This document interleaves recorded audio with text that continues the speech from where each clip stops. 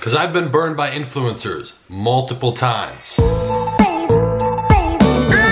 What's going on, everyone? Hayden here, coming back at you with a brand new video. And in this one, I'm gonna be talking about a couple of different influencer scams. This is not like full like, oh, they're just trying to completely rob you of all your money, steal your bank account, your house, your car, whatever. That's not completely what it is. There's little ways and little angles they're taking, and it works. People make these mistakes all the time where they're ripping you off. It's like you go to a foreign country without a translator, they can take advantage of you. That's exactly what this is with influencers. So if you know this stuff, it's gonna work to your advantage when you're trying to do Instagram influencer shoutouts, which is what a lot of you are doing. That's probably why you're watching this video. So let's jump inside of my computer. I wanna go through a couple of these things. If you do enjoy the video, I'd appreciate it if you drop a like down below. And of course, help us get to 50,000 subs, you guys. We're getting close, growing fast. I do appreciate it. Hit that nice thing and subscribe button down below, and let's get started. All right, you guys, pay attention to this video because this is how they get you. I'm gonna talk about a couple of the basic things, you know, of course, with PayPal, pay them through goods and services. A lot of you guys actually say, hey, I don't have PayPal, I can't use it for whatever reason. Is there other things you can use? Yes, there's Cash App, Venmo, there's some other payment processors for different countries. I don't really know what the protection laws or protection, you know, thing for the buyer's end of things is. So you're gonna have to do your research on that to see if you can actually get your money back if the influencer doesn't live up to their end of the deal. But if you pay through PayPal goods and services, you're basically guaranteeing that they can't scam you, because if they do, if they try and block you, which they do that sometimes, or they don't post it like how you said to or when or whatever, there's some sort of issue with that and a disagreement, you can get your money back. So you're safe on that end of things. That's why I'm not ever really worried about that. Now, this is one thing that's gonna go a layer deeper that I haven't really talked about. Fake numbers. This is a lot of stuff. A lot of Instagram accounts are doing this. They're boosting it with like organic, and now there's becoming levels to organic stuff. Like people are trying to boost with a ton of fake likes and fake comments to get organic on top of that. There's people pushing untargeted organic to get targeted organic. There's a lot of different stuff that we can go through and talk about, but essentially you want people with real numbers, real audience members, real followers, real likes, real comments. You want all those people who have a real audience that you can then promote to and get them to buy, because if they're fake, then they're not real, they can't buy from you. So using these two websites, I know we've gone through, talked about it a lot on the channel, Social Blade as well as Flanks. This isn't gonna point out exactly if it's fake engagement. There's a few things you're gonna have to do for that, which we'll talk about here in a second. But using Flanks, it's gonna show you their average engagement. That's just to check their numbers to make sure, it fits inside of your criteria. Then using something like Social Blade. So basically what we're avoiding or looking to avoid is the stair-stepper pattern. So if you look at a chart, you want nice steady growth. You really do. Obviously it can be exponential and start to go up, but if it's something where it's kind of flat, vertical 90-degree flat, they're buying followers. That's what it is. And you can't exactly tell, because just if someone's numbers skyrocket, they grow 1,000 followers in a day when normally they only grow 50 to 100. It's not 100% that they bought followers. They could have done a shout out or some big marketing promotion. There's kind of that shaky gray area there. For an example, no hate on anyone or anyone specific, Tai Lopez's stuff, you can look at his numbers where he's losing 2,000 followers a day. There's a lot of red there, and then you see, oh, a green, 1,000. Like, it doesn't exactly relate, and it's not accurate. In my opinion, I get a lot of mixed information from this chart. You know, it's just steady growth and then boom, blows up, flat, and now he's going down. Is that because of the marketing? You know, you can factor in the fact that he's always running ads and doing this stuff, but you really just want to look for that steady chart. There's just consistent growth. That's the most organic way to tell.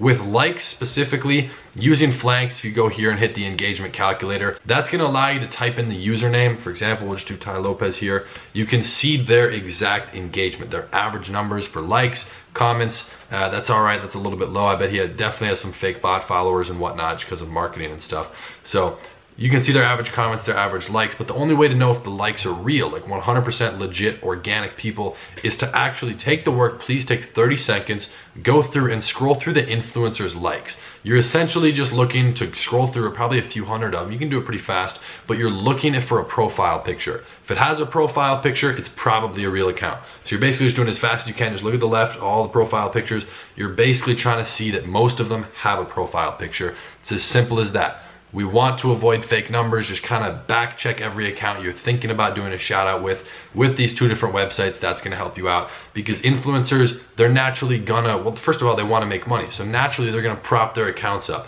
They're going to boost likes, boost followers, do whatever they can, use engagement groups, do everything in their power to make their account be on a pedestal. They want it to look better than the others. They want it to look extremely good so that then you want to do a shout out with them and they make money. There's a few problems with this that can hurt you. Obviously, you're wasting your money. You might not get a return if it's a fake audience. But in their thing, this is where a lot of them are short-term focused. If it doesn't work, if they try and just, you know, mess with the numbers a little bit, make it look better, if it doesn't work for you, you're not going to do it again. So they're losing that repeat business, if that makes sense, that's everything in business nowadays. So a few other things to think about. I know I've talked about what's called a NIF, N-I-F, which stands for none in front, which is a NIF, like I just said. So basically, they're going to try and drown you out. This isn't like, this is a scam in my opinion. This is the worst one because a lot of people don't even understand this. An Instagram post gets the most attention in the first 1 to 3 hours, right when it's posted. Influencers, that's on the actual page. A story is the opposite. If they have a lot of story posts first, yours is going to get less views, so you want nothing before it. With an actual post, if they post up your post onto their page, you know, what you paid for, and then 30 minutes later they post their normal content, that's drowning out your post. Once they post again, yours is going to get next to no engagement. So they do that all the time. They sometimes stack 3 to 4 promotional posts quickly so that their audience doesn't really see a lot of it, so it doesn't really hurt them. Or they post their stuff right after to kind of, you know, cover over it, to make it look better and have not a lot of people see it. So definitely make sure you can say it on the front end, hey, don't post anything for a few hours, otherwise I can't do it. Give me a few hours to actually run it. And usually I'm only doing shout outs for a couple of hours nowadays anyway. So it's like, just make sure they know that. If they don't, if they, you know, try and post right after, that's not cool. They're trying to pull one over on you, and they're just taking advantage of people who are inexperienced. So I want you to avoid that. Now, one thing that influencers are becoming extremely good at is telling stories. It's like kind of the marketing end of things. They're just going to tell you, you're trying to make sure it's a good page, right? You're asking them, you know, how it's worked for other people. They're going to tell you all sorts of things, anything, because they want to make money. They're going to tell you anything and everything they can to make their page seem good. Oh yeah, we did a shout out with such and such. You know, they grew 1,200 followers in just a few hours. Oh yeah, they made $600 return on their Shopify store with an $80 shout out. Whatever the case is, they're going to tell you what you want to hear so that you give them money. Simple as that. That's what influencers can do. It's kind of a scam. You know, they're just lying to you essentially. They want to make money. So if they're kind of boosting their numbers, it's a lot of different red flags. If you see a ton of fake engagement, you know, you can watch their page first of all and see if they post right after someone actually posts the promotion on there. That's just red flags all across the board. Odds are they're probably going to lie to you in there at some point as well. So you're looking for solid pages. I've made a ton of videos talking about just Instagram influencers in general, how to pick them, how to find them, how to stay safe with that. So definitely be careful because influencers can scam you. You're safe no matter what they end up doing. If you know, they don't end up following with their end of the deal, if they don't post it. I see some people blocking, you know, they'll block you. That's really shitty. That's a bad move on an influencer's end of things. But as long as you pay through PayPal goods and services, not friends and family, you're good. You can file for your money back. It's kind of a pain in the butt, not really, but you're safe. So if you want to use another payment processor, just be careful and know kind of what you can do on your end of thing, what your reach and your power is to get your money back if they don't live up to it.